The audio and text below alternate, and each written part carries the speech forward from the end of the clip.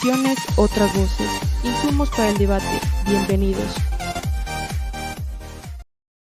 Continuamos en Café Sin Roski, damos la bienvenida al candidato a la Asamblea Nacional, el doctor Luis Fernando Molina, con quien vamos a conversar sobre la impugnación que se ha realizado al candidato Hervas. Para poner en contexto, dentro de nuestro equipo de trabajo, el periodista Andrés Durán hizo una investigación sobre los vínculos offshore que tiene este candidato y que le impedirían participar en esta lid electoral.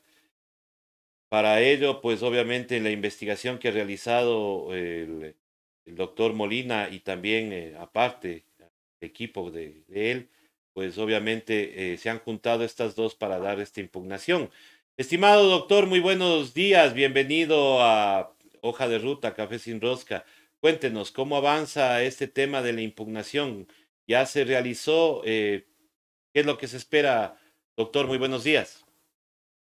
¿Cómo estás, César? Buenos días a todas y todos los que nos siguen a través de Hoja de Ruta. Decir, en primer lugar, que este patrón del tema de posesión de bienes y capitales en paraísos fiscales no es nuevo, sino que responde a esa clase política tradicional que gobernó la década de los 90, es decir, esa clase política que responde a un grupo incluso minoritario de empresarios que lo que hacen es concentrar su riqueza y enviarlos a otros países, a paraísos fiscales para evitar pagar tributos y que esos tributos que según el Servicio de Rentas Internas le generan al país cerca de 4.200 millones de dólares en pérdidas, nos ha privado a los ecuatorianos, por ejemplo, de tener 150.000 patrulleros que son necesarios para dotar de seguridad, aproximadamente 100.000 ambulancias o también 840 escuelas del milenio a lo que fue en el año 2022. Entonces, imagínense lo grave que significa el tema de la posesión de bienes y capitales en paraísos fiscales. Posterior a ello, por eso, el caso de Javier Hervas, que parte de la investigación también de Hoja de Ruta en conjunto, lo que evidencia precisamente es la tendencia del candidato presidencial de bienes y capitales en paraísos fiscales. La semana anterior se presentó ya la impugnación ante el Consejo Nacional Electoral. Debería entre ayer y hoy debería resolver ya el Consejo Nacional Electoral, pero sí llama la atención, César, por ejemplo, que el señor Javier Hervas haya planteado como parte de su defensa algo que también es un patrón común dentro de estos grupos o dentro de estos representantes de estos grupos económicos minoritarios, que es el negar que tiene una cuenta offshore. Ahora dice, igual que el canciller Holguín, que se trataría de un homónimo, pero si todos revisamos en la página web, en internet, ¿cómo puede ser posible que la hermana del señor Javier Hervas tenga el apellido Morabowen, el abuelo tenga el apellido Morabowen, y el señor Hervas quiere hacernos creer a los ecuatorianos que por no tener el apellido completo, Morabowen, sino Mora, ya se trata de un homónimo? Es realmente preocupante que que estos candidatos que proceden de la vieja oligarquía le mientan al país, no paguen sus impuestos y hagan quedar mal a la gran mayoría de empresarios ecuatorianos responsables que cumplen con sus tributos, que cumplen con su responsabilidad social. Estimado doctor, bien es cierto, puede el señor decir que el apellido está mal, pero, o es un homónimo, pero el homónimo debe tener un número de cédula distinto, pues. Y el registro en el número de cédula no puede, creo que, cambiar de un rato al otro. Así es, y por eso es que el Consejo Nacional Electoral tiene un deber fundamental con los ecuatorianos. Esperemos que no repita el patrón de conducta que ha hecho para encubrir estas prohibiciones o defender a este grupo oligárquico minoritario. Y le digo por qué, porque el Consejo Nacional Electoral, en el caso de Guillermo Lasso, por ejemplo, determinó que la sola declaración juramentada de Guillermo Lasso basta para decir que no tiene bienes y capitales de paraísos fiscales, a pesar de que existió la investigación Pandora Papers y los Panama Papers. Esperemos que ahora no haga lo que hizo también la Contraloría, la Corte Constitucional con el caso del señor Diego Ordóñez, cuando también dijo que basta la declaración juramentada para que el señor Diego Ordóñez se diga que Diego Ordóñez no tiene bienes y capitales en paraísos fiscales, a pesar de que la propia Contraloría trajo los documentos de Panamá y determinó que el señor Diego Ordóñez sí tenía bienes y capitales en paraísos fiscales.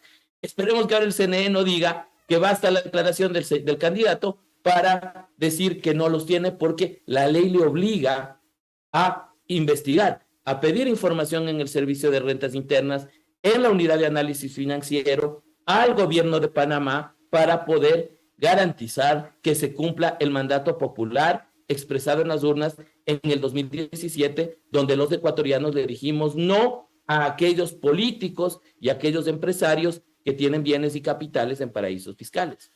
Justamente en esa consulta popular se hablaba de que la misma estaba dirigida solamente a Guillermo Lasso, pero nos hemos dado cuenta que hay un montón de gente que está con este problema, pues de que tienen paraísos fiscales su dinero, el dinero que sacan de acá del país para evadir impuestos.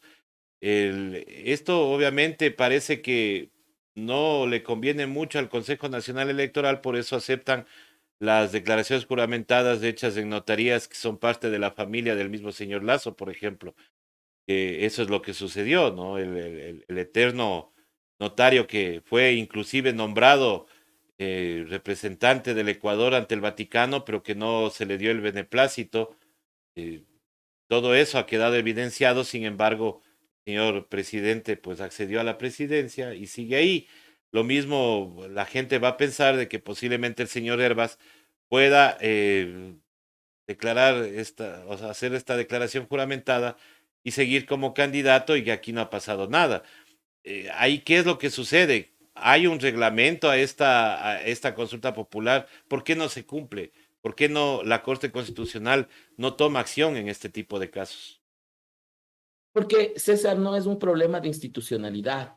El problema es del enquistamiento de un grupo de poder, de un grupo económico, que en la década de los 90 y ahora con Guillermo Lasso volvió al poder, y que lo que le interesa precisamente es responder a ese grupo minoritario que va de impuestos, que no paga los impuestos. Entonces, toda la institucionalidad trabajada o orquestada desde quien maneja las redes del gobierno, de esta clase enquistada, de estos grupos económicos, tratan de blindarse. Y creo que eso es evidente, porque, por ejemplo, le acabo de citar algunos ejemplos: el ex canciller Juan Carlos Holguín, el señor Diego Ordóñez, secretario de Seguridad y ex legislador, el señor Guillermo Lasso, ahora el señor Javier Herbas.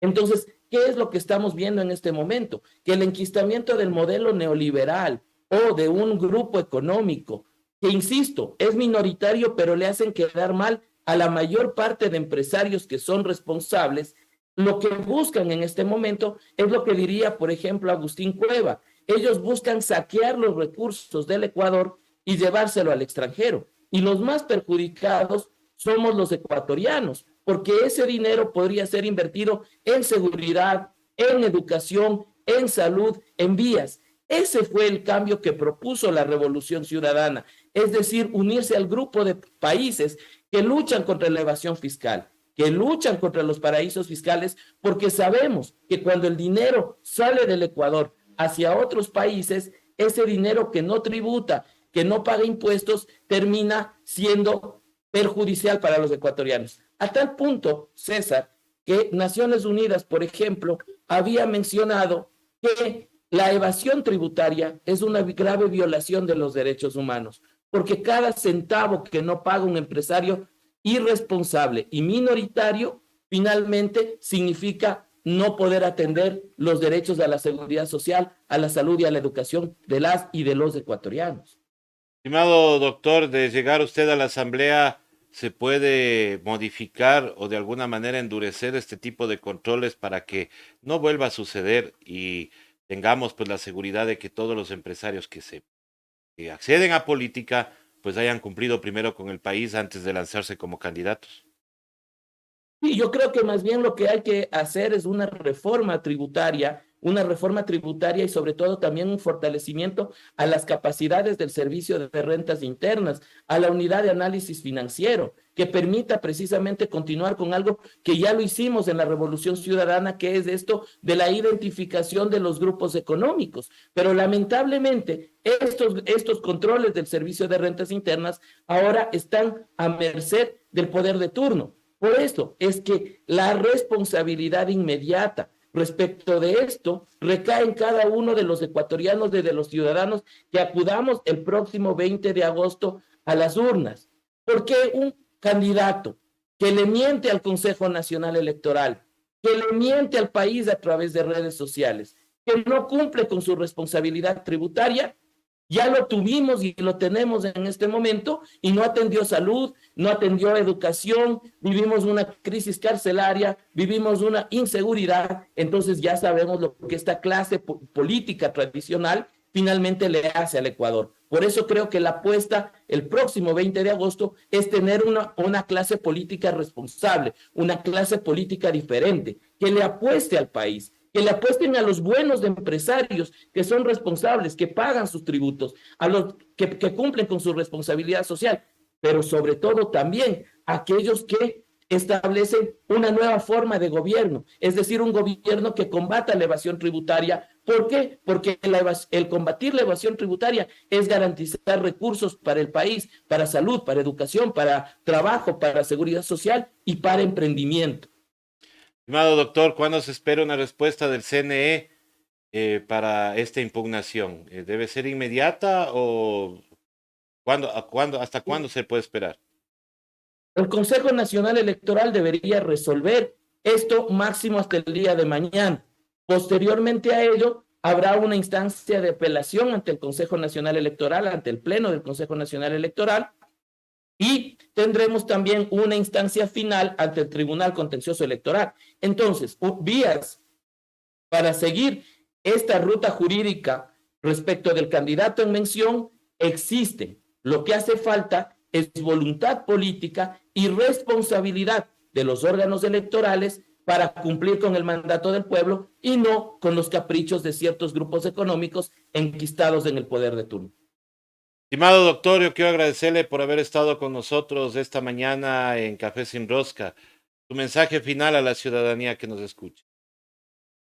Gracias, César. Decirles que este tema de la evasión tributaria, el tema de no pagar tributos, le afecta a todos los ecuatorianos. Todos los ecuatorianos debemos de estar indignados con esta clase política que lo que ha hecho es no pagar sus tributos, incumplir con el país y vulnerar los derechos de los ecuatorianos. La apuesta es a seguridad, a trabajo, a educación, con los empresarios responsables, con una política tributaria que combata la evasión, pero sobre todo también con la posibilidad de poder generar un cambio alternativo y buenos días para el país. Estimado doctor, muchísimas gracias por haber estado con nosotros esta mañana en Café Sin Rosca. Nosotros, con la responsabilidad que tenemos de un medio de comunicación digital, pues obviamente esta investigación está a vista de todos en nuestra página web, la pueden acceder y también para ahondar en el tema, hoy en la tarde, a las 5 de la tarde estaremos con el programa de Andrés Durán, que inicia desde este día las investigaciones aquí en Hoja de Ruta.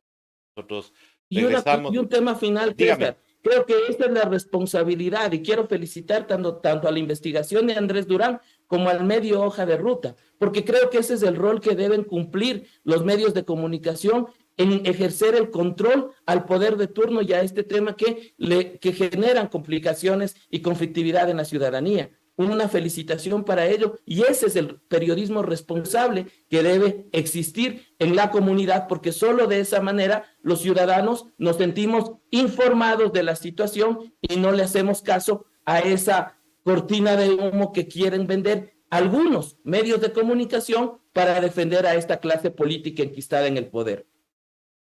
Totalmente de acuerdo, estimado doctor, y le agradezco por esas felicitaciones. Nosotros regresamos más tarde con este tema y en la noche estaremos también con el programa especial por el Yasuní.